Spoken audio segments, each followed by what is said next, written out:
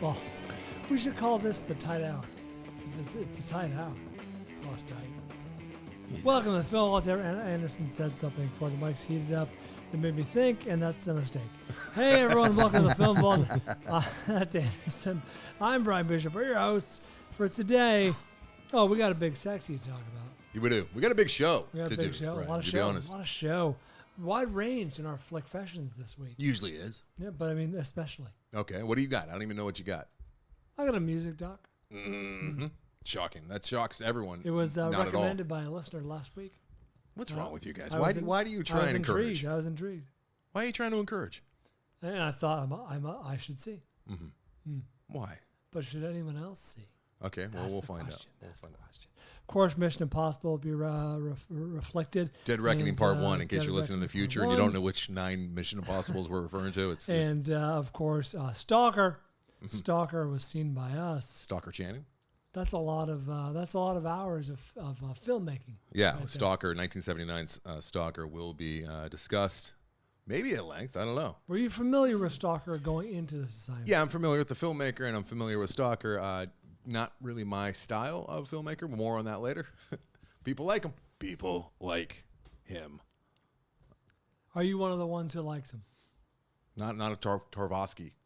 Tarkovsky. Not a Tarkovsky guy. No, not. I can't claim to be a Tarkovsky guy. Well, I'm interested to know why Ryan Regimbal assigned it to us. I know. I talked to Ryan Regimbal. Always fun to hear the reasoning behind it. But first, finally, hey, please. We got got a final Flickfession. Maybe my favorite one of the week, the one that I'm most excited to talk to you and the people about, Brian. All right. That's Feels Good, Man. That's the name of the movie? Feels good, man. Oh, yeah. We'll be talking about Pepe the Frog. Oh, yeah. Pepe the Frog. Like that. Oh, like that. Interesting. Feels good, man. All right, interesting. Yeah. Well, more on that later. That's a documentary I hope many of you watch after hearing my this. interest. And we can have discussions about it down the road as well. Pep? And it's not about a music person, so we're all safe there. It's about a cartoon frog. All right, well, maybe we'll had some misfortune. Crossover. And if I recall, he started so joyously. So joyously. God, I love this movie. I love Feels Good, Man. All right, so that's just a little mini preview. All right, I'm in. Let's do this, Brian. Hey, you know what we need to do? Before your big procedure, you're having your brain drilled, poked, That's right. Cored out, Clipped. right? Yep. It's like a mini lobotomy. I guess in a reverse lobotomy. You lobotomize the frontal through portion. the eyes sometimes. Yeah. That's gnarly. We don't want to think about that, but that's what they do. But they're going through the back, and they're going to take a little core sample, right, of your... yeah, basically. That's exciting. It's exciting. It's a whole new world. We don't know how it's going to affect you, though, so that's not exciting. That's nerve-wracking. What if I came out like...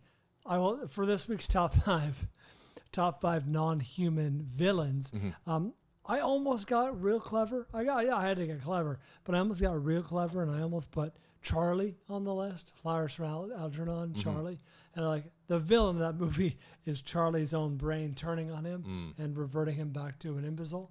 But let's not call him an imbecile. I mean, that's not really the appropriate modern nomenclature. What if the procedure Charlied me and I came out like a film savant? And I was going to say, how upset would you be, Anderson, if he just knew more about Kubrick than you did? Or if I just, constantly correcting all you? I could do was appreciate fine film. I had no time. He's already better at reciting fact about things, even film related, than I am, because that's just what that's what he does. That's my game. He tries to memorize, and I don't know what the process is in his little brain. I just can't. No, I think you put some effort into it. I did have a brief taste of that when I gave Brian a half drive home. Yeah. Oh, what did I do? Did you get some? It was some trivia. So unrequested trivia. What did I do? Not quite, but it was a separate Brian moment, which I think you'll appreciate. It was very warm in the car.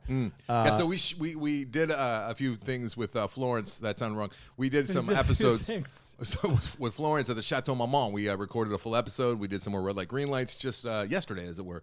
And Brian requested a ride home from Avery after. Since I'm on the way, yeah, I'm kind of the halfway point between his place and the Chateau. And since Brian was the requester of the drive, yes, you have liberty. I even pulled around and picked him up. Yes, I saw that. He's got a bum ankle. When I was driving out of the Chateau down that hill, I saw Brian waiting like the entitled dude that he is. But since he requested... Waiting on the sidewalk is entitled? Waiting for someone to come pick... Okay. So since he requested the ride, you have carte blanche to talk about whatever happened. So I had the car's a little older. It's from 1989. AC works pretty well, but it's still, because the leather, it'll get hot in there. Were you 3 years old when that car was made? It'll get toasty. I wasn't born yet. You weren't born in 89? 91. Wow. Holy That is crap. crazy. Yeah. We got to find a more experienced producer. More seasoned. We have a child working seasoned. with us. So little toasty in there. Takes a little while to cool down, and I know Brian's It was also a hot day. Yeah, I know Brian's a little, a little Soft. infirm at times. He's heading into surgery. I don't want to kill the man in the Riata in a 15-minute car ride. Bad way to go. So I'm checking to see if he's all right. And I got all the windows down. I got the AC blasting. So I want It's not the way you do AC. but I want to cool it down. I want to get the hot air out first. Right. Yeah, I got you. You do. That is a good way to do it. Yeah. So I want to get the hot air out first. And very early on the ride, Brian goes, I think you might want to put the windows up. I think it's Anderson way to fucked cool the it. story. I You fucked it your bad. story on that I one. fucked it hard. Yeah. I You did feel fucking really hard. awful about everything I said. I need to and zip it. he went to I think I said something like, "Doesn't it work better with the windows up?" Yeah. immediately as I'm giving you the ride. I went, I don't know. I haven't been driving it that long. Kind of figuring it out.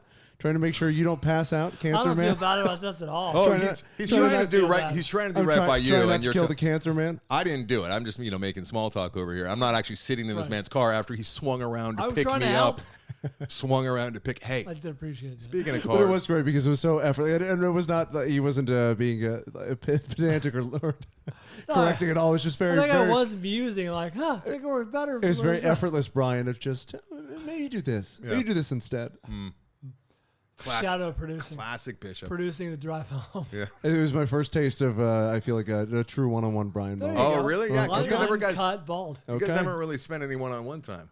Well, that was important for our bonding. It was Anything enough. else? Anything? I left Brian at the curb and went up to my apartment. Any other kind of factoids that he laid upon you? Or, you know what's funny is, and then There you'll, was, like, you would have watch it. hated it. There was, I enjoyed it, but there was There's more. there was a dissertation on Restaurant Row as we were passing. Oh, yeah, there was. But it was, I will say, You took La Brea back? it were helpful Los facts, Angeles. Louisiana guy, I mean, yeah. tips and tricks for Fogo de Chao and Yeah, Law, I where was he's telling trying to you, get Fogo, we bang have for a your film buck. vault retreat. You know, Lowry's used to be across the street. It is. It used to be across the street from where it is now. Oh, How could it be across the from street? Fogo? Like it is Oh, I across bet. from Fogo. Hey, quick after disaster style story, just Please. because it's fresh. It happened maybe 2 hours ago. Let's It's hear it. not Oh, the that kind of is fresh. story that I normally would bring to this program, but I feel like I need to vent a little. Please, And it involves young people and it involves cars, so we're already there. Okay. let's hear it. Leaving the gym. It's a I'm couple both hours. young and have a car. Right. So I want to Andy get your goes to the gym. people. There you go.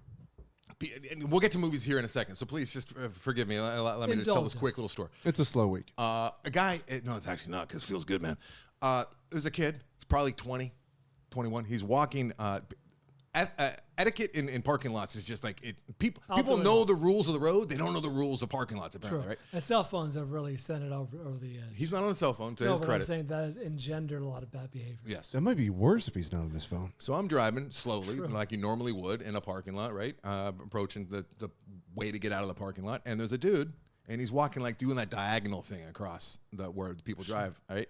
I'm not going to bore everyone with the schematics, but I do the math in my head. Like if I'm going to get to my point going at this speed before you are, then I have the right of way. Especially if you're a pedestrian, walking. Yeah. That's Side. about right. If he never saw me and I never saw him and we continued on our path, he would have like walked into my back door probably, or maybe my trunk. So I'm not slowing down. Sure. He looks over his shoulder and he's looking at me. And I'm like, all right, I guess that's his way of asking to cross diagonally. So I stop. And then he looks back over his shoulder again and gives me like, what were you thinking, man? And shook his head. Oh, he juked you? Like, dude, why didn't you stop to Why begin would with? you do that? I fucking unloaded. Now, how old is I this man lit this approximately? kid up. How old was I he lit him up. approximately? 20, 21. The nerve. Both So barrels. I am now.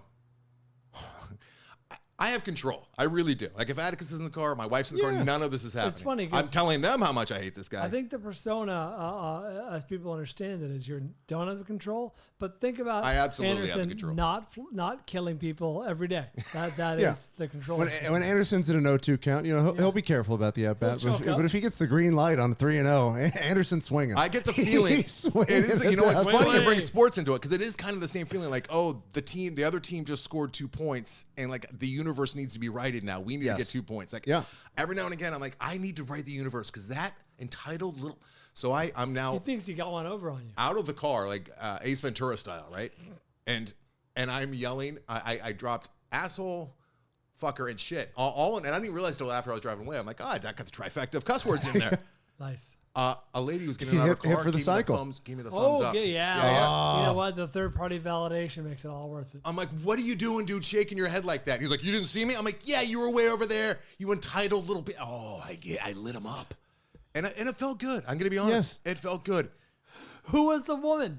She was a woman who, like, I guess she was, like, walking and she saw the whole goddamn thing. That's great. Yeah. Validation. That's always great. It's the real-time validation from a stranger. Yeah, the instant regret is like, shit, was I in the wrong? It's so easy to, like, walk, just, you know, if you just stop if a car is coming or, like, you know, give them a little eye contact. Give them the wave. Do a little shuffle, you know, start running. I'm hustling across the stop sign. This I'm guy's jogging slowly walking diagonal like, you better stop, motherfucker. And he looks like a normal kid. They blend in. But, and then, you know, I'm sure that, you know, he walks away and he's, like, thinking that old dude was really pissed in his little fucking Kia Rio. He's telling me a version of the story right now that is very different. Yeah. And I'm like, and then I go to pick up Atticus. Atticus. I almost lost my life in a road rage incident, dude. He's probably saying that. Yeah, I'm very scared right now. I just need some quiet time. Don't say red car. It triggers me. No. I went to pick up Atticus like right afterwards. That's where I was going to pick up Atticus. And I'm like, and I was mad. I'm like, I want this guy to see that I'm well adjusted and I got a son and I'm happy. You know what I mean? I'm not some back around Atticus's ice cream and you're. I'm not a divorced. Jillian's got flowers and.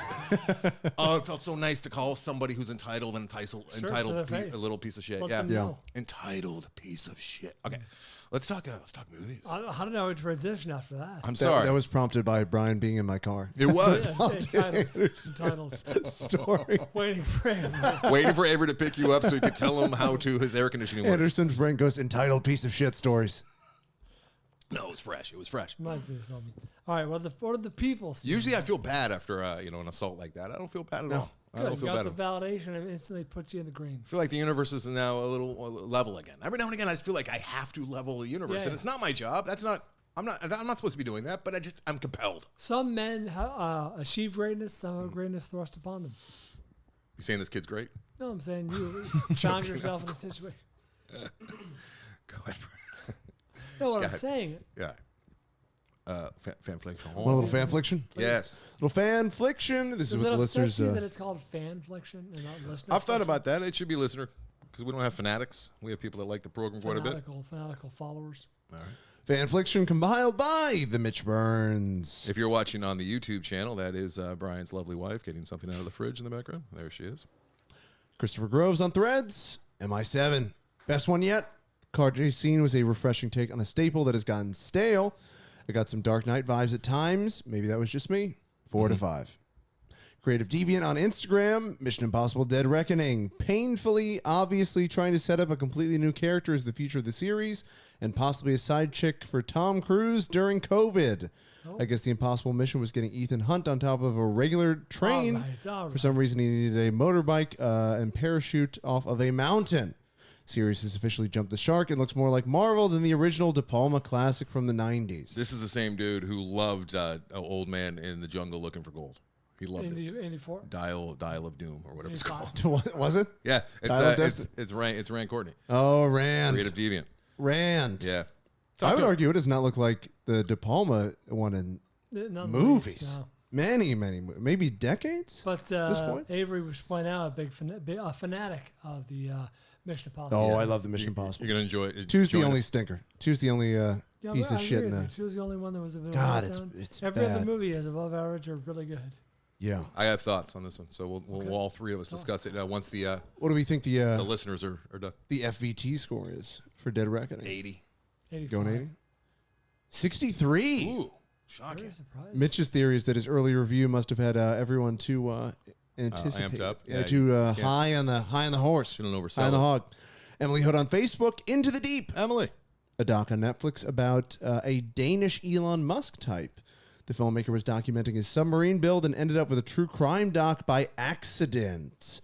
I really liked it. We also watched Final Destination 4 and 5 since the curiosity was piqued from the watch-alongs. They were exactly as they should be. Yes. I don't know what that means, but They were perfect. Be that as it may. Speaking of which, real quick sidebar, we are doing the watch along this coming Sunday. We have enough legs, we have enough runway to actually promote it on the live show. I think right now. Sunday evening, a little earlier. We're probably going to get a start at like 6 o'clock, 6:30. We'll start the movie, and it's going to be Return to Oz. Yes. It's Brian's pick. Brian My number won. one most disturbing movie of all time. Return to Oz will be watched on the Disney Channel. With all of you at the $10 and above level. So look for that Sunday night. I'll send out the link and all that stuff on the old Patreon version. If you're not a Disney subscriber, first of all, what's wrong with you? Second, you can rent it for $2 or $3 across multiple platforms. I recommend you subscribe to Disney. The Disney CEO needs it. Yeah, for sure. He's hurting right now. He's not working. Yeah, he's in a lot of pain. He's just. Do you think he's the one that? Oh, for sure. Perlman cursed out. Oh, for sure. Because he said $27 million a year, and that's what he makes, right? How great was that video? Iger. Bob Iger. Yeah, it was fantastic. I watched it. I played it on the After Disaster last night. It's very good. Great video of Ron Perlman. I said Iger.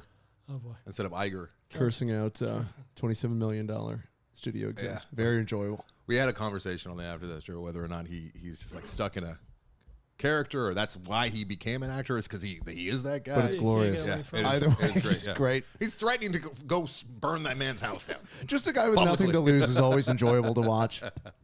Just saying outlandish shit. It's funny because usually when you see him playing a character like that in a movie, like he's a dumb guy too. You know what I mean? But he didn't have the dumbness behind him. He just had like pure fury. Or he has horns on his head. Yeah, he's one of the few celebrities I would be fearful for my life. Oh, we had him on Loveline. We had him on Loveline, and you could just feel like you're like, I don't want to be around this man. Like something bad could happen. And that's coming from me. He's got the weight to him, yeah. I like him when bad things happen. Was that in my era? I don't remember him coming by. I don't know. I can't remember for you. He was there when I was there. No, it was I don't know. I don't remember if you were there or not. Chris Wolfing on Facebook. Was I there? I don't know. I know Ron Perlman was, but was I there? Yeah. Also watched the 3-part Arnold documentary on Netflix. Well done, and it makes me respect the man even more. Wish there were more politicians like him out there. I like thinking of Arnold as a politician. I didn't refer to him as politicians. Dan Scott Gardner on Instagram finally watched M after hearing Anderson talk highly about it for years. It's my fucking movie that I brought to the program many, many years ago, Brian. And yeah, you're following. I've extolled his virtue. This is a trolling. Stolen Valor. Are you doing over there? Trolling Valor. All right, go ahead. I saw it when it came out. Good. Well done. Even better than expected. Also watched Level 16. Great low budget thriller. Loved it. Yes. It's okay. We watched that a couple of weeks ago. Yeah, M. It lived up to all of our hype, which is nice to know. I'm telling you guys, if you want to see an old movie that's not homework, but it feels like homework, this is a prime example. Like it goes down really smooth as far as like watching, like being invested in a movie. For a 1931 film, wherever it is, You adjust real quick. Yeah. Foreign film. Fritz Lang. Lastly, MF Munich on Instagram, The Jewel Thief. It was mostly a talking head documentary. There were some reenactments that were so cringy that they became great. Cool. The main talking head was the, wait for it, titular Jewel Thief. And was kind of an unreliable narrator. Would recommend it just to see the interview with the biological father. He was a character straight out of Napoleon Dynamite. The Jewel Is that good or bad? Thief. I would guess probably enjoyable. You know what? In real life, maybe it is. If he's moving the needle, I'm guessing it's good. All right. I'm in. Thank you for those, everyone. Appreciate it. Hey, by the way, let's give a little shout out. Where can people post their fanflickssions if they would like Mitch to consider submitting them? Anywhere and everywhere, pretty much. You can do Instagram, Facebook, Twitter, and now Threads. Even Mitch has been Johnny on the spot. He has expanded us. Look at us. Expanded the Film Vault Risk Board, taking over more territory. Risk. Prettiest things ever been said. It is risky as well, having that much exposure out there. Excuse me. All right, let's get back to this. I'm watching The Jewel Thief right now. Very small little movie. That's a good way to do it. Yeah, that's right. Well, This is ideal. I'm watching. You want to start off with a big sexy? Or you want Of course, we lead with a big sexy. All right. Mission Impossible Dead Reckoning Part 1. Feels good, man. Oh, well, go ahead. No, it's all right. We'll do Mission. You're like Drew hitting the microphone. The coffee mug. Mission Impossible Dead Reckoning Part 1 is a 2023 film directed by Christopher McQuarrie, starring Tom Cruise, Haley Atwell.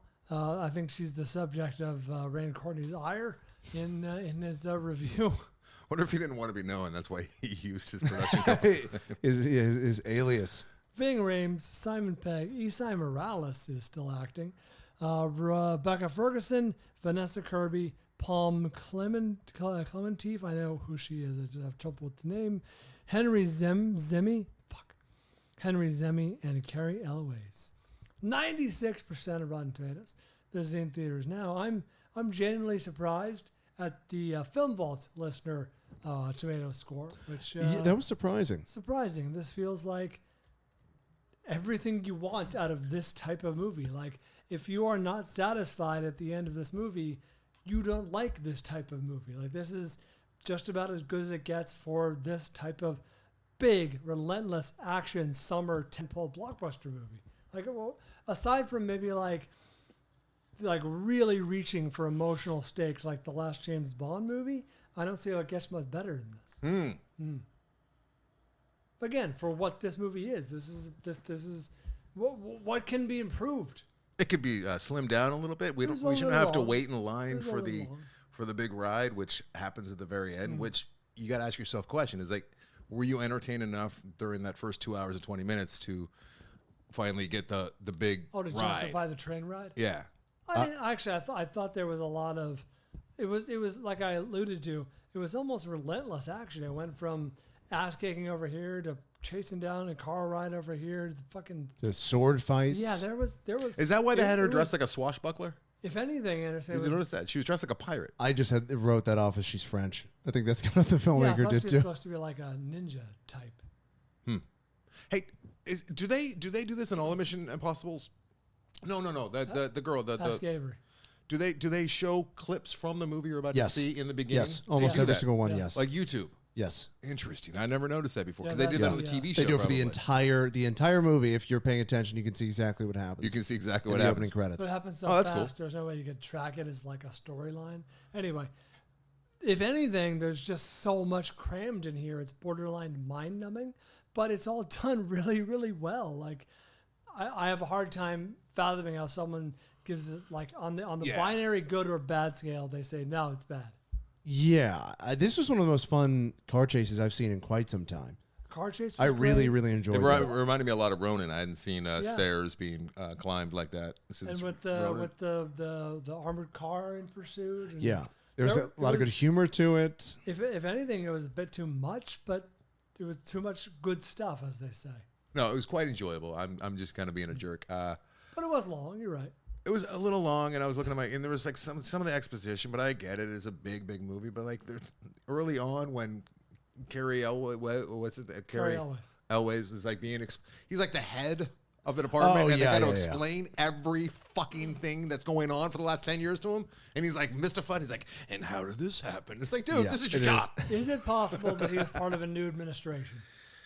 And it just He was basically doing the Throwing Nicole- a line. There's a lot of lines in Yeah, there, Brian. yeah. Throw one in that That's justifies true. that. He was proxy for the audience. Yeah, Let's he's- catch this guy up. He was the Nicole Kidman for the film, telling And you what's there's going something to called the Impossible Mission Force.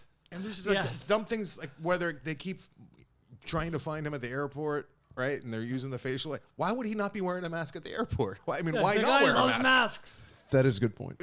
There's little things like that. It's like they could have been fixed too, and it's just frustrating because I know how much money and energy and brain trust went into this. It's like clean up. I think with that, they don't want to overuse the mask because it is used quite a bit, and they don't want to do it.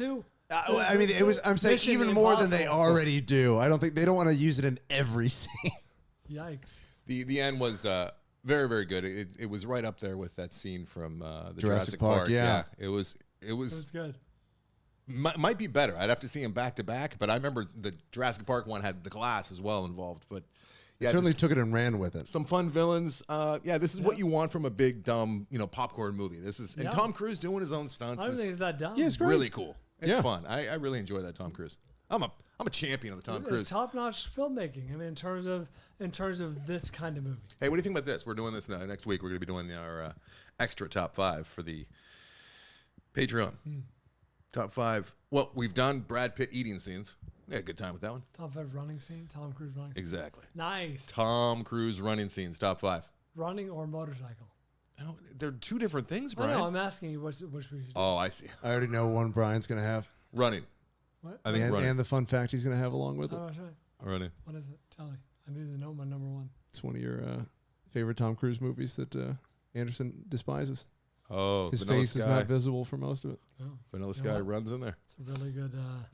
It's a really good pick. All right, yeah, Tom Cruise He running. wears, he wears a mask. He No loves his good-looking masks. actor has worn a mask more than Tom Cruise. Tom Hardy. Tom Hardy finally showed up in Band of Brothers, episode 9. There he Jesus. is. Yeah, and he showed up banging abroad. Oh, He was banging he was in banging Europe. abroad. Although he was having sex with a woman, yeah, but he was abroad when he was doing He was it. banging, He yeah, was out in He was Europe. banging abroad. But yeah, I didn't even recognize he's a skinny little twerpy guy way back then. Yeah, it is odd when he's in the thin Tom Yeah. Hardy phase. It's funny Because he's kind of a little guy in Layer Cake, right? he was thinner, yeah. He's not that. After beefy Bronson, once Bronson, like Yeah. Beefy he Hardy. transformed, never really went back. All right, yeah, Mission Impossible. I see it on the biggest screen you can, right? It's that kind of movie, I think. And Yeah, absolutely. Totally. I might see it again. no, you won't. Maybe not in the theater. There wasn't really. I wasn't gripped with the action. I appreciated Really? it. It was really well done. Obviously, it's top notch. It's like that's what you'd expect from a movie of that caliber. But I wasn't like. It didn't catch 6 for me. 6, the final sequence was holy shit. What When they're in happened? the, Really? the Yeah, helicopter you have to jet remind me. plane chase with Henry Cavill, where they're really in that. Tom Cruise is really in that helicopter chase with the jets and all that, and they're going in between the mountains and hanging off the side of a cliff and all I think that. you're thinking of a Top Gun. No, it's 6. 6. Cavill. What makes you love these movies? You got weird taste there, Avery. They're beloved. What are you talking about? They're No, but you're why chasm. I'm drawn to them. You're back and forth. Your spectrum, yeah. I don't know. Exceptionally well executed. But I also like Bond. I'm the same way. I like the spy thing done well. I like the action pieces. There's always fun locations, fun cars, fun fight scenes. Like it's just a good time. It's kind of like in a lot of ways my ideal blockbuster, like Brian was saying. It just kind of hits all those set pieces that you want. These are more consistently. It pains me to say it, but these are more consistently good than the Bond movies. Yeah. Bond movies have some stinkers. Oh, they got some ups and downs too, yeah, for sure. And this one, it's always, solid. And I think I like the added benefit of knowing that Tom is really doing as many of the stunts as he That can. does I add think that something. really adds It something really where does.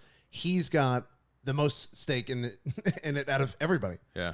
Where he's putting his ass on the line to entertain you for your It's a 25 weird bucks. gimmick to have, but it's a gimmick that It's works. great. And like he'll always, like 50 years from now, Yeah. people, Tom Cruise is one of the top actors, and for a stretch he was the top actor, and like what he was really known for is doing his own stunts. That's pretty impressive. Which is great because he totally doesn't have to. He could easily not do that at all ever again. Did that start with the Mission Impossible series? Like he wasn't known in his younger days for I don't know. doing stunts. He gets a lot of mileage out of He it these does. days, and I think he really genuinely enjoys it. And in talking to people who have worked with him on set, and I've talked to a few different people. One guy in particular has worked with him a number of times.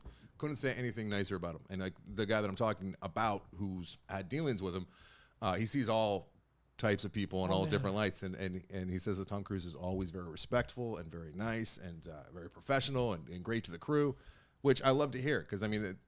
People love to talk shit about the old Tom Cruise over there being crazy and whatnot in the Scientology, and I'm sure there's there's some stuff. But, Yes. Sure, there's some beta blockers happening. Yeah. But yeah. What was the one? Wasn't there rumored that he was filming a sequence in space for this one, or is that the next one? Wasn't there? That could be the next one. Wasn't Yeah. there some Tom Cruise talk is about going that? to space for his next stunt. Yeah, that's got to be I the could've next one. It must be. I gotta say, there was way more going on with this part one than there was with Dune part one. I can tell you that. Oh my that God. much I can tell And you. equally long. Yeah, they're both equally And long. a lot more going on in this one. But always raising the bar, and for the most part, keeping you interested and invested. And It's funny that the one listener was saying there was Dark Knight vibes. I guess you can kind of make the case that it's a poor man's Dark Knight in the sense of the action is just set piece after set piece. it's a brighter Dark Knight too, because I mean, there's really no Bright Knight. Bright Knight. Oh, we were talking about linoleum a couple weeks ago. A listener gave me a great name for it. Oh, sorry. Was it play on Donnie Darko? Benny Brighto. I think that's what it was. Benny Brighto. Not bad, Because it is very Donnie Darko like. but much brighter. Benny Brighto. All right. Let's move on. And you know what? I do Avery like doesn't want to move on. while it is predictable it's not quite as formulaic and predictable as some of the Bonds can be. Oh, for sure. I feel like the Bonds, are it's beholden to very certain things. yes. The Whereas gadgets or the Bond girls. Whereas I feel like Mission Impossible is able to much more readily break the mold. Like this felt to me almost totally different than the last one, which Bond typically doesn't feel that way. Yeah, I'll have trouble discerning it for years from now. Also, the Bond shtick is just kind of cringy. It makes me kind of uncomfortable. I've never a liked it. I've little- never liked it. I've never liked that kind of male It gets more and machismo. more A little out of stuffy. date. And now it's like even like really more dated Right. and gross. This is out of character, but a lot more strong female characters in Mission Impossible. Yeah, there are a number. more. I feel like it's obligatory. Oh, I feel like that's what audiences Oh, I expect see. now. We've had first 80 years of filmmaking was damsels in distress. There Can we was just a see lot them of kick Now you ass? have Yeah, women that's wearing good. pantsuits doing actions. If it wasn't for James Cameron, it would be like 100% of women were just. No, actually, that Ridley Scott as well. You seen Ridley Scott's the trailer for the old Napoleon over there? Yeah. It's really interesting because. I mean, it's somewhat interesting, I guess, but at the same time, the Kubrick fled the United States. That's when the Scott brothers came That's over right. here, and it was almost There's a void equated. to fill. It was almost like equated like a two-for-one trade. trade. Yeah, it was like a film trade, right? And now he's making Napoleon, which is Full it was circle. The it was unrealized project. Kubrick's pet project for Is he 30 taking years. the reins of that, or he's just doing his own thing? There is some stuff that is Well, yeah, making its way there's in only there. so much you can get I mean, away from. he got Kubrick did so much work on it. How would you not, use? Yeah, I don't that's think true. you can properly study Napoleon anymore Without- without looking yeah. at some of Kubrick's archives. Do you remember the end of the Kubrick exhibit at the museum? Of course, I went like 2-3 times. You and I both went to. There Oh, was a it was you? whole section, not together, but we both ended up there. There was a whole section on the Napoleon Yeah, project, including a filing cabinet. Yeah, like the of, kind that you his see. notes. It's like the kind with the what do you call the filing system that they do in the library? What's it The called? Dewey Decimal Dewey. System. Look how quick he was. He lit up. Dewey Des. Like he actually, I think he had like one of his droogs go down and steal from the local New York library at one point. Just take the Napoleon section out of the Dewey Decimal System. Just I need one of those cabinets with the tiny little drawers because they don't make those anywhere, right? That's just for the public libraries. Who makes tiny little drawers like that They lost. with Get the custom order. index cards? Yeah, that was funny. The man It was was a filing cabinet. insane with research. Details. Yeah, Detail oriented. yeah. Oh, and Killers of the Flower Moon. You ever see my Panavision fake Panavision shirt that I got? Mickey got it for me. I don't think so. It's Panavision. I forget what it's called. And on the back, it's like it shows the location. They do one for all the big movies. Sure. And on the back, it's Kubrick's 2001 location is the moon. It's good. I've not seen that. So it's not with for Mission Impossible. Tom Cruise and Doug Liman reportedly are teaming up and we're pitching a movie That's that right, it was has him Liman. go into space. That's tomorrow too. All right, let's move on. Live, die, repeat. I don't know much more to say about Mission Impossible unless we're going to make fun of it, and I don't feel like doing that. You want to take a break I and feel talk bad. about Wham real quick? Wham! Oh, yeah, that's right. Wham. Somebody talked Wham last week, Someone and you're like, talked oh, Wham. look at this, 'Cause Wham! I had no interest in seeing Wham, but turns out our listener liked it. So it was very good, and I was like, all right. That's all it took. It was. You know, What? our listener had you at Music Doc. That's where you made the decision. Is this a breakdown? It was before Didn't you just say Wham. that? Didn't you just say we're going to take a break? We're going to take a quick break, he said. Oh, I said, do you want to take a break while I talk Wham? But yes, let's take a break. Fire like up the that. music. He button hooked us. I'll Too take late. it. I'll It's take already it. going. Oh, yeah, it's Let's time. take a break, and then you guys are in for a treat. Music Doc Talk after this. We'll rise up and sing, and the notes will ring.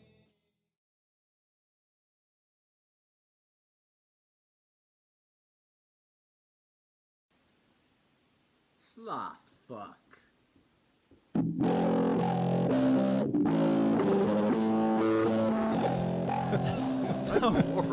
We're better than that. That was jarring. That's track 2. It's just titled track 2. Who is Wow. This is... That's a good question. this? Featured artist This this is week. Glowbox. Glowbox. Oh, I like them. I don't know about that opening. That it was very crass. We don't cuss on this here show. That's the new Do It for Van Gogh. Sloth fuck. Come on. We wonder why we have 8% ladies Yeah, listening. seriously.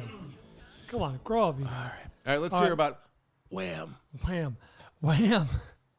Exclamation point. Is a 2023 documentary directed by Chris Smith. He directed, wait for it, American movie. Yeah. George Michael and Andrew Ridgely are the subjects of this, collectively known as Wham. Exclamation. Wham, You have to say it with a real enthusiasm. Yeah. 89% Rotten Tomatoes. This is streaming on Netflix. I probably wouldn't have seen this had it not been for, excuse me. Somebody saying music documentary. Yeah, someone saying it was actually pretty good. The fact that it was like an hour and 23 minutes. I'm like, you know what? Low bar, low investment. I got an endorsement from a listener, so I'll give it a shot. I don't care much about Wham. I imagine Anderson, Wham was antithetical to a lot of what you liked about music back in the 80s. Yeah, a couple of their songs I couldn't help but like, though. They get stuck in your head, you know what I mean? That Wham rap, I really like that Wham rap. Rap is enjoyable. Hey, Avery. Sorry Yes. to carry you away. Can you dial up, can you get a song for me just to play Everything She Wants by Wham? I don't know if we're legally allowed to. One of the good things do of the that. documentary, I'll start with the good stuff. It rekindled my love for this song, Everything She Wants. I don't like Wham. I don't like Wake Me Up Before You Go. I don't like, I hate Last Christmas. My brother loved Hate. Wham for a minute, so I heard it a lot. We shared a room, so.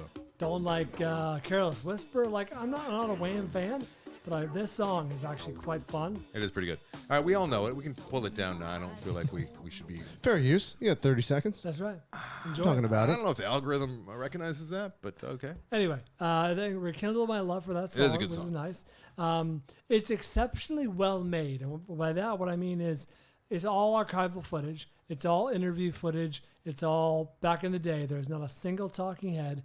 I got the impression that the audio that they used, the de facto narration from George, whose name is Yorgos. He's Greek. He's a Greek immigrant, and Andrew, who met him in grade school, Right. Always called him Yorgos, which is the Greek George. But anyway, they are the de facto narrators, and it's all. I got the impression it's from like a print long interview, form. like, Oh, really? like a Rolling Stone, print interview that was recorded and played. Yeah. I see. Like they put the little tape Because recorder it's down. all played underneath archival footage.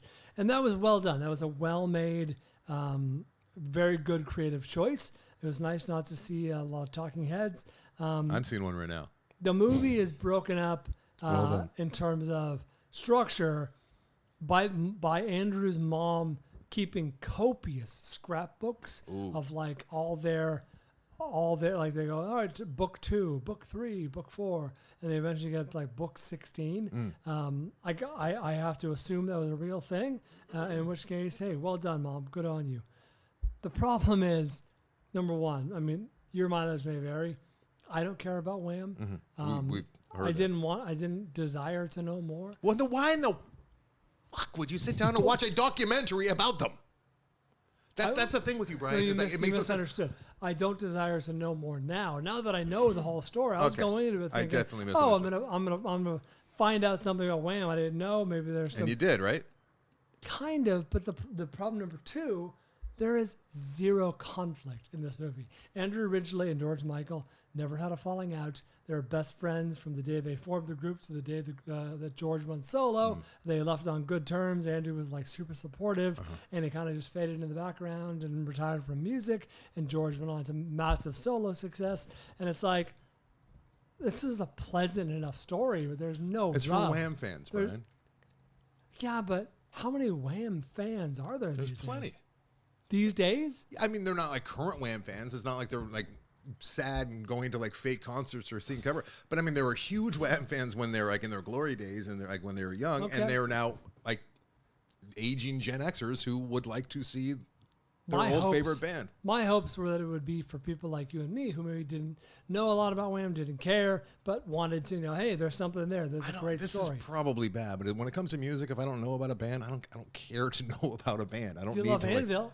Story of Anvil. I was assigned that, but What about, subjects and a whatnot. band But I called mean, Death? there's so many. What about Johnston? It was decent. Devil and Dan Johnston. I mean, I love that one. You don't know anything about him. Well, I mean, I became a fan though. Like, if I'm trying to make myself a fan of something that It's I don't exactly really the care opposite about. of what you just said. I like subjects. I like to learn about subjects, but I'm not like pining to know more about music bands. You know what I mean? That I may not have like really responded to when they were first. You're not trying to presented fill me. in the musical gaps in What your about Sugar knowledge. Man? Yeah.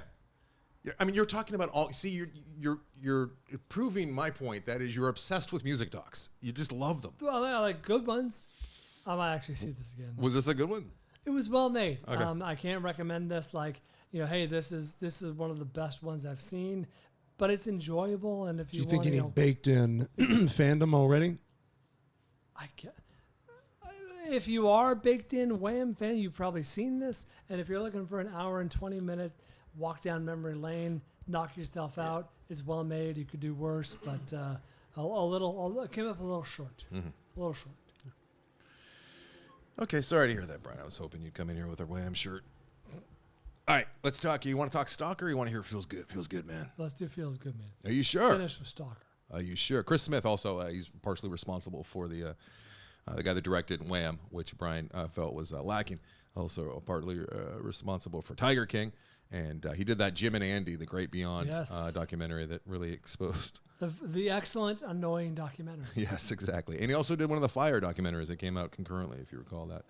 Do you remember that? When they both came out? Did he do Fire Oh, Fraud, yes. The Fire. He just did the one called Fire, but about the Fire Festival, and two of them came out at the exact same time. Of course. All right. Feels Good, Man is a documentary. It first came up on the show.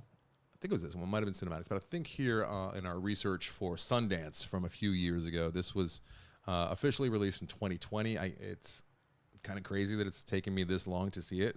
I'm surprised someone hasn't said you have to see this because it's fantastic, because that it is. It's directed by Arthur Jones.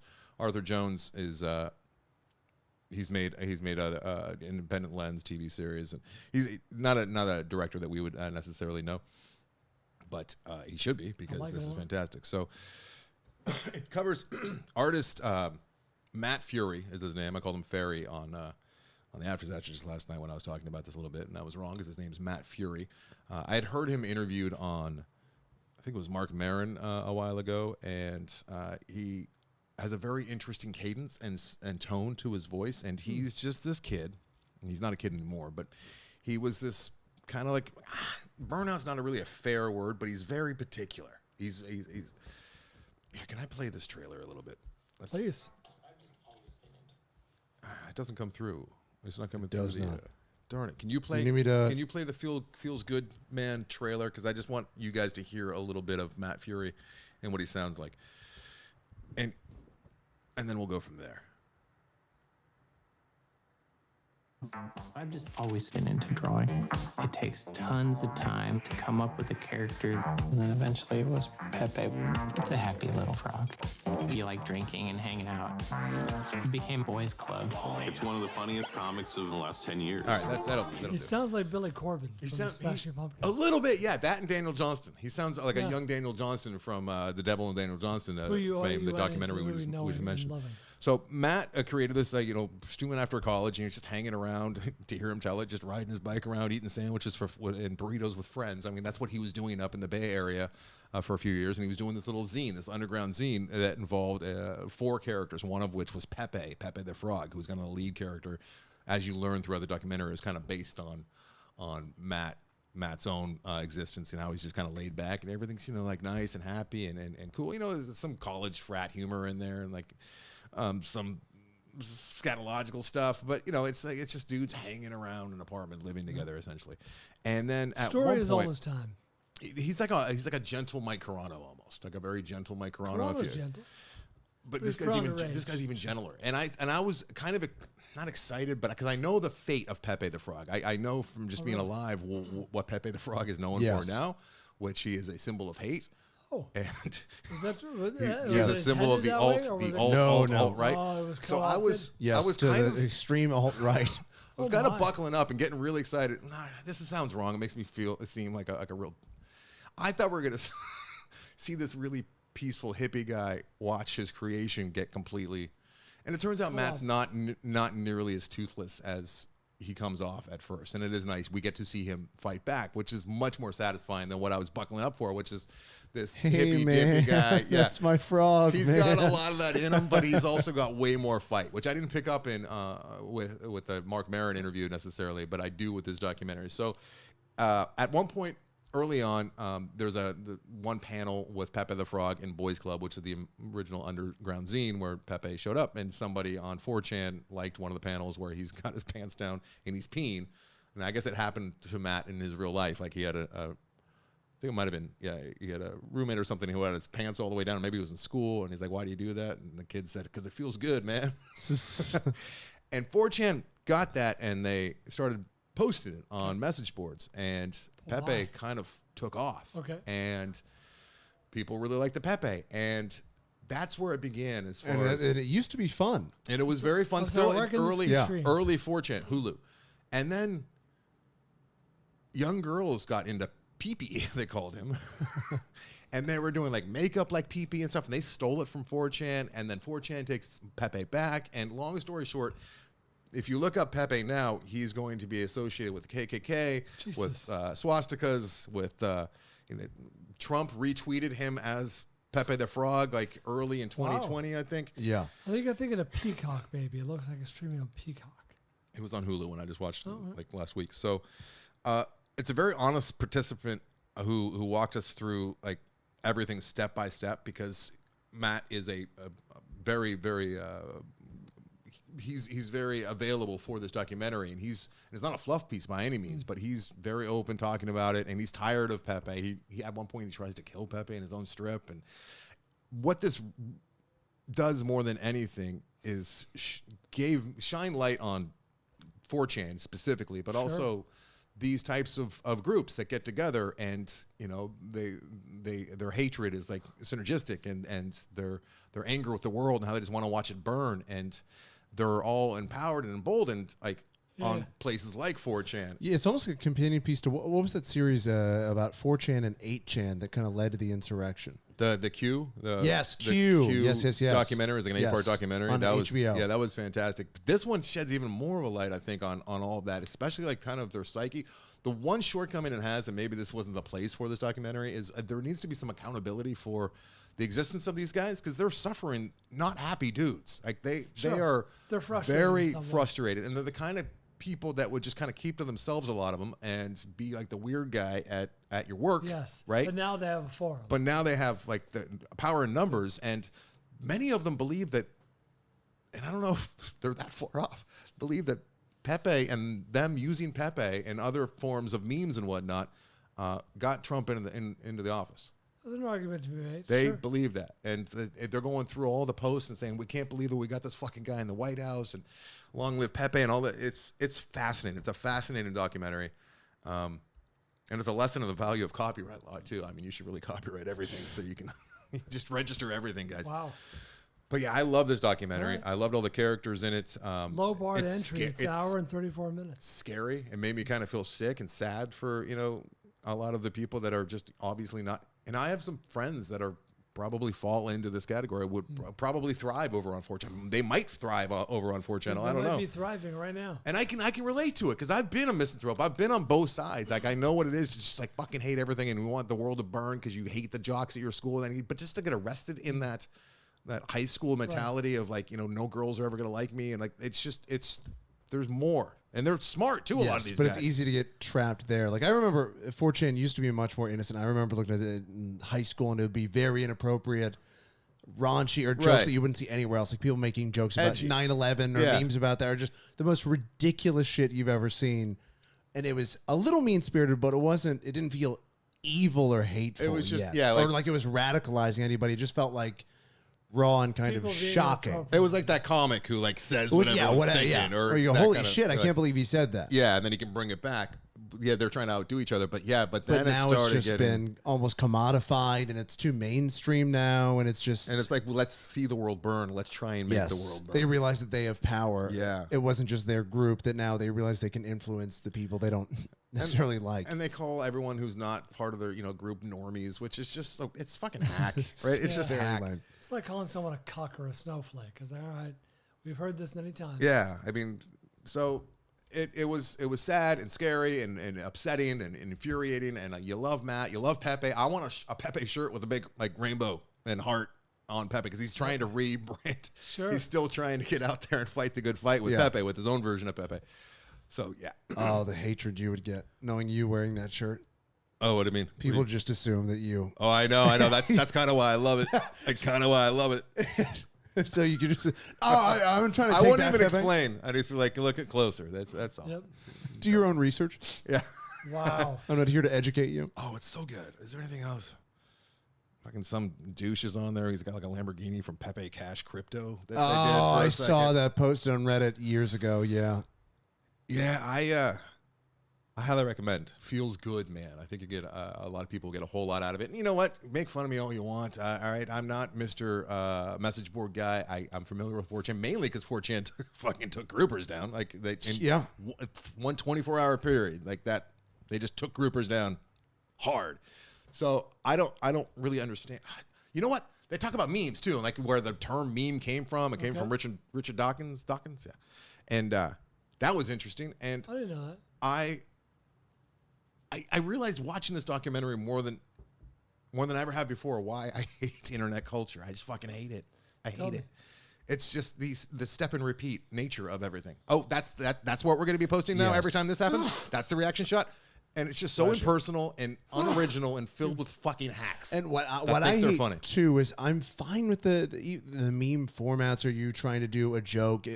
Because that's always been a thing. Yo mama jokes or whatever it is. Or there's a time. Now I hate that it's trickled down so far that when you go to the comments on something like Reddit, you can just guess what it'll be. It'll just be people doing the same thing of just like, this. Do they feel like they gives have me to? Life. Or just everything will be just Copy something and paste. everyone is already there's no original take on it or like, oh, this is my perspective. It's just let me chime in with the catchphrase everyone always says on every fucking like thing. The Yelp review that says, I've never been there, but... Exactly. And it's... why? Yeah. There's a woman on here who's like part of the early 4chan message boards. She was talking about it and she was explaining when she posted. And then she's like, and then of course I had to put a Pepe at the end because I mean it would have felt weird not to put a Pepe because everyone was putting Pepes at the end. It's like it'll just ruin everything. Like the thing that probably annoys me the most on Reddit is on every goddamn it doesn't matter what, if it's guitars, if it's skiing, if it's baking. Someone will go, oh, here's my recipe for cheese curds. And everyone will be like, this is the way. Oh, this is the way. From Mandalorian. Everyone's just co-opted that and it just eradicated into oblivion. When I hear until it's just meaningless. It's like, say your own fucking thing. Say mix it up a little bit. Just else. pause and think before you speak. Now I'm saying that and I never think. But if, you know what I mean? Don't be predictable, everyone, please. It really bothers me. This. The worst. Yes. Oh, what they thought. We're all guilty of it. But I mean, the let's go. Like, where did that come from? All of a sudden, everyone's saying it. My 6-year-old comes home. He's like, let's go. I'm like, buddy, we're so simple. We're so simple. It is the worst. Let's have our own voices, guys. I don't mind that. Yeah, I don't have any time for the old message. I'll shoot my mouth off all day, but I just can't be on there. But you're saying your own stuff. To people in the parking lot. I try and go on Twitter, and I'm just like, I don't know how you do it. How do you have this? Especially as a comedian. Like, you must just, it's just hack attack. I'm the Carano school of social media. You put your own shit out there and slam the door. It's the equivalent of going to a house party and just yelling, I'm coming next Friday. And just slam the door. Yeah. I'll be down the street next Tuesday. I don't look at any of it. Any of it. Oh, what's wrong with guys? We're better. That's where my anger comes from. But are we? It's like, no, we're better. Yes. When I talk to people one-on-one or in small groups. They have thoughts and developed all the time that I've spent at camp with kids in a small little community, like, they're good. People are good in small. When you get in these fucking groups, people just lose their minds. Yeah. Like George Carlin said he loved individuals that hated groups, and I something along those lines, and it's absolutely true. Guys, stop being groupers. Come on. Stop being group thinkers. He brings it around to his movie. Speaking of movies, I'm angry now. Look at me. I'm all fidgety. We're better. That's where the anger comes from. I'm an optimist. I think that's the thing. I really believe that we could get to a better place if we just stopped. And you're constantly disappointed. Yeah, I know. It's almost like what we say has become like the same Hollywood effect with sequels or reboots, where everyone wants to just use a thing that's already been said rather than make their own. Do they? It's so much harder to get typing it, though. accolades. Do they think that it's going to get a positive response from anyone who reads it? They can't really think that. Oh yeah, they can't think that because they get rewarded with that. I mean, Reddit, it's one of the top upvoted things. Why? Because people recognize it. They go, I know the thing. It's like when people laugh I'm at talking about movies the just because comments they get saying it. like this. And that, That's what I'm saying. People upvote. They upvote on this Reddit. Yes. Yes. 8-year-olds. That's what I'm saying. Here's the thing: when you see your 6-year-old, which I got one, and he's doing it, like, it's dead for anyone beyond 7 or 8. All right, it's like when you see like a Snoop song in like the new cartoon in the summer, or in a commercial. It's done. Yeah. Or like an animated cartoon, like a movie. Like, it's like and Dr. Dre's in it. Yeah, it's done. When the rom-com trailer has old white people saying like for sizzle. Yeah. Yes. Now you got. Yeah. Feels good, man. Feels good, man. Great documentary. Highly recommend. Thanks to Ryan Regimbal for assigning us Stalker. Oh, thanks. Well, thanks for him for being a silent Stalker. supporter of the show. What does Ryan have to say for himself? Let's do the boilerplate of the old Stalker is a 1979 film directed by Andrei Tarkovsky. It is a Russian film. It's 100% on Rotten Tomatoes. You can stream this on HBO Max or Criterion Channel. This was a longish movie. It's 2 hours 44, I think. Feels longer. Say 8.1 on IMDb, as Brian said, 100% on the old Rotten Tomatoes there. Director is primarily known for Solaris, which I have seen bits and pieces of, familiar with. I know it's not a movie made for me, so I've never sat down to take the plunge. Stalker is beloved by many film enthusiasts, film critics, cinephiles, and I am not bright enough to access this movie.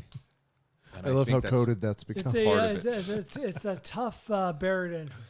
So Ryan, who is a very bright guy, and he and I had a conversation about Stalker actually on the way to the chateau, and he was disappointed, and not like overtly disappointed, but he was like, "Oh, that sucks, man. I was kind of hoping that you would like it." This movie washed over him, mesmerized him, and put him in a state where he felt different afterwards. Really? Like I have been. I can see that though, because it's got some hints at the metaphysical. Yeah. You know what I mean? It opens up and it looks like David Lynch's Eraserhead, like the opening scenes. There's like a serious sepia tones. And so the movie is primarily three dudes who. The craftsmanship in the filmmaking is admirable. It's very good. There's some great shots in here. There's some great mise en scene with great composition. some great. So the story is this: this guy who is the stalker. He's like the guide. He's the Sherpa. He gets in a fight with his wife, and there's a kid who's in the bed with him, and a lot of long shots establishing all this. We talked to Zero about Mission Impossible in the story. As you're recapping the story, I'm like, well, I mean, it's a simple story. You like Stalker or you don't. Mission Impossible is about the stunts and the action. Stalker is not. Stalker's about the message. Mission Impossible, not Stalker, inspired our top 5 this week. It did. But we got to talk about Stalker. I know. I'm just realizing what we didn't do for the last movie. Well, we spent a lot of time. Yeah, it was a decent storyline, but I mean, yeah, it's not. The success of the movie doesn't hinge on the storyline. That's right, but it worked. We're talking about Mission Impossible now. So Stalker, this dude, and then he goes to the bar where he meets another impossibly long shot of men milling about a bar. And there are many impossibly long shots. And then they go to the zone, which we've been hearing about. ESPN zone? He takes them to the zone. No, not ESPN zone. The ESPN zone, a lot of things are happening there and fun and lights. No, he takes them you can to get some chicken wings There's there. a lack of action in this movie. It's got like the Wizard of Oz effect where they got to the zone and now there's color, which was kind of cool. And actually it was very cool because I'd never seen this done before in a movie. 1979 Soviet film. He was using literally like very old film, like celluloid. Really? And obviously, I mean, when it's 79, they're not using red cameras, especially in the Soviet Union, especially anywhere, because red cameras were 40 years from. I thought you meant old for 1979. Yeah. It was old Soviet, like leftover stock from, and because the shots are so long, the takes are so long, and sometimes it works, especially towards the end.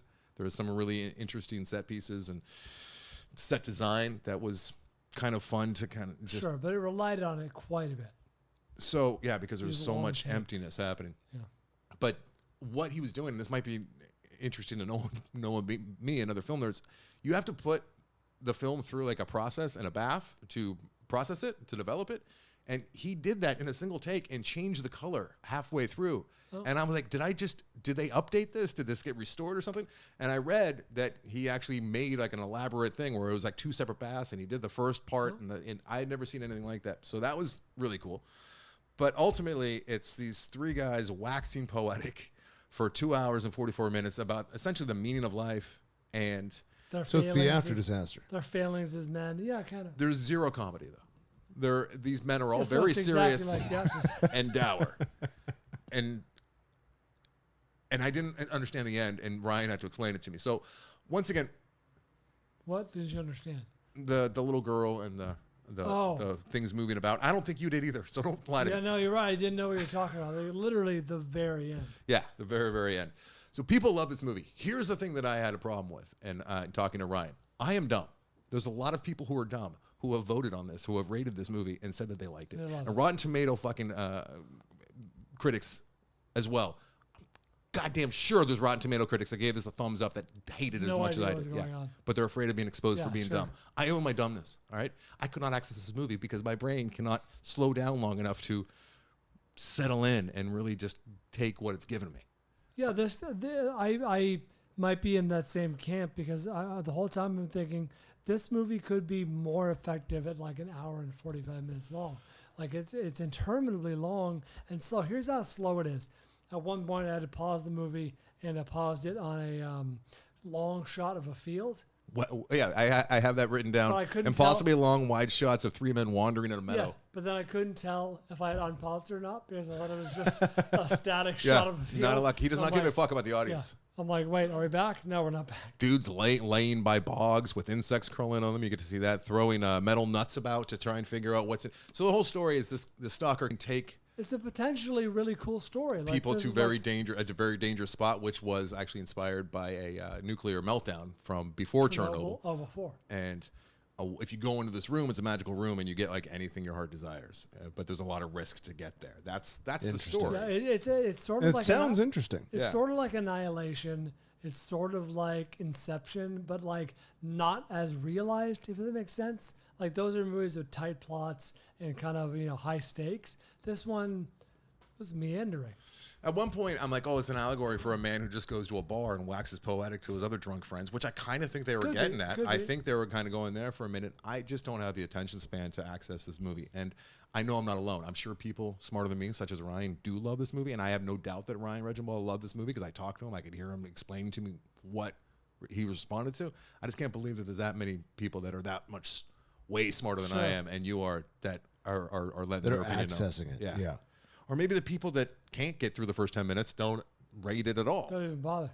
So maybe Yeah. there's It that. does feel more modern than 1979. Like it's. Does it?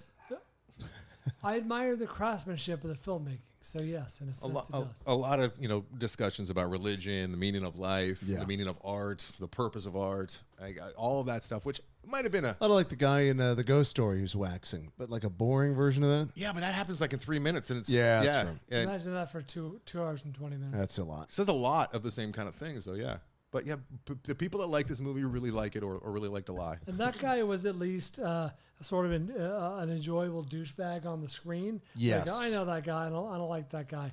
These guys are, like we said, beaten down, miserable, middle-aged men. Russians. One guy looks like Putin, He does. the guy with the crown of thorns. Yeah. They're all, and they're just, you don't envy them. You don't want to be around them. You're Yeah, like, these that's are- another problem. Is I didn't want to spend time wandering through a meadow with them silently, and then they start talking. It's like there were some good lines though. Like he did openly talk about the older he gets, and he looks back on things like about how he's kind of a dick earlier, and he gets kinder with age, which I could respond to for sure. Jellyfish, like you're as important as jellyfish in the sun, was a good line. There's some poetic. Sure. Well, they throw enough stuff at the wall. You talk long enough. But apologies, Ryan, that we didn't. Yeah, connect, but sorry it was- about that, Ryan. I appreciate the effort. I appreciate expanding my horizons. I didn't know about the movie, so I'm glad to have it at least in my knowledge bank. It's the kind of movie that would have been shoved my way during film school, where Sure. I would have gotten mad at the professor. Ryan Regimbal also he assigned us Paris, Texas, which I enjoyed watching back in the day. The Silent Partner, remember, we really liked that one with God, he Elliot loves Gould. quiet movies. Sorcerer for You was assigned by Ryan Regimbal, and Drag Me to Hell was assigned for me. Yeah. And then now Stalker, he has a television show that he's going to assign us 2 short episodes of for his next pick. Oh, really? Metalocalypse, and I've seen one of these episodes. I remember. Oh yeah, I've seen that show before. Yeah, so a couple, and he's like, he's telling me about it. I'm like, oh, so maybe it's like a metaphor. He's like, no, it's just real simple. Here you go, Anderson. Pretty meat and potatoes. I think you could probably follow this one. They lay it out right there. Take it easy on you. Play it as it lies. No, he's great. He's such a sweetheart. He sent me a email just today saying, hey, after our conversation, I thought about this. They say the people that get hypnotized are actually not as bright as people who can't be hypnotized. So maybe that's the thing. Maybe he's you talking go. as Oh, himself that's now. interesting. I'm like, no, dude. No, you're smart. Thanks for trying to let me off the hook, but Yeah, I'm not that seriously. dumb to buy it. Thanks, Ryan. I appreciate all your assignments. Even if we don't love them, we appreciate them for sure. If you guys want to be an assigner, just go to our Patreon, sign up there. Stalker. I think we can wrap this up. Next week, very different from Stalker. Rex Fisher is back at it again. This time he's not having us watch Unplanned or What Is It, Woman?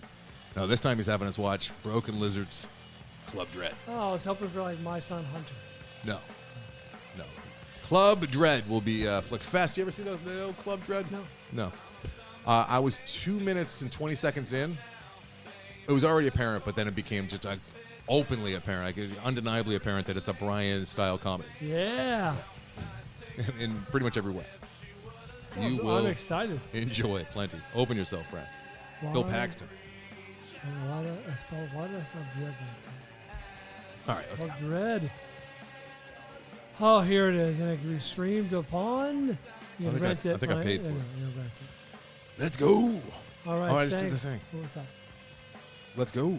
Oh, I thought you said something. No, he said nothing. Oh, is that the music? There is music playing, yes. Yeah, I thought I heard someone. Oh, no. I thought I heard someone interject. Darrison. Brian's had. I gotta get that biopsy soon. You know that I used to play that when I was running live TV, and every time they'd fuck up a promo or something, I would play it for Bob Guinea. It's And very then they inside. started calling me Anderson. It's very That inside. That became my name for Do you a think while. anyone has any idea what we're talking about? Right now, probably 2 or 3 people. But like every time they'd fuck up, and I would be like on the sound effect because I ran the sound for like the live for Game Show Network. Yeah. And then like they'd hear it in their earpieces, and just this poor woman just fucking mumbling.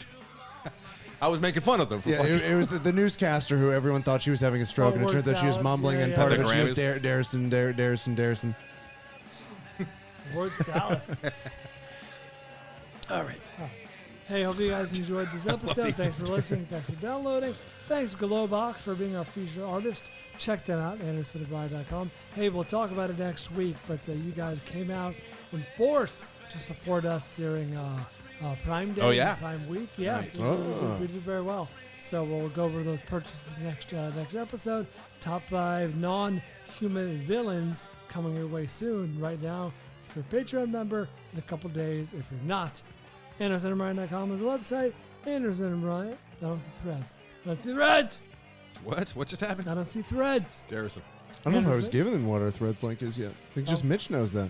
We Maybe probably just should. playing it close to the vest. I'm confused. What's happening with Threads? He just wants the link to so we can talk about Threads and where to direct people. I gotta get Anderson down and on that. Bryan Instagram. Anderson and Bryan on So Mitch, shoot me TikTok. that in an email if you could. The Good Film buddy. Vault on Facebook. What is the Threads? Film Vault on Twitter. It's the new social media. We It's a went new over thing. this. It's a new thing. Oh, it is. Yes, It's a Twitter Zuckerberg's. Yeah. killer, put up by Facebook. So you're just supporting. Oh, sweet. just Meta's supporting- got a new platform? Yeah, you're Yeah. just Fuck supporting yeah. more giant. Let's go. This. Well done. This is the way. This is the way. Thank you I have spoken. to all of our Patreon listeners. Appreciate you. This gives me Giovanni, life. Thank you. Mitch Burns, thank you. Mike Cole and Eric Kath, thank you too. Addie's Antiques. Always put up new stuff. Check them out on Facebook. And is that it? Yeah, Loaded for Bear Doc to see like the nicer side of what Corano and I are trying to put out there. Love it. We do it for Van. What? I'll say check that out. We do it for Van Gogh.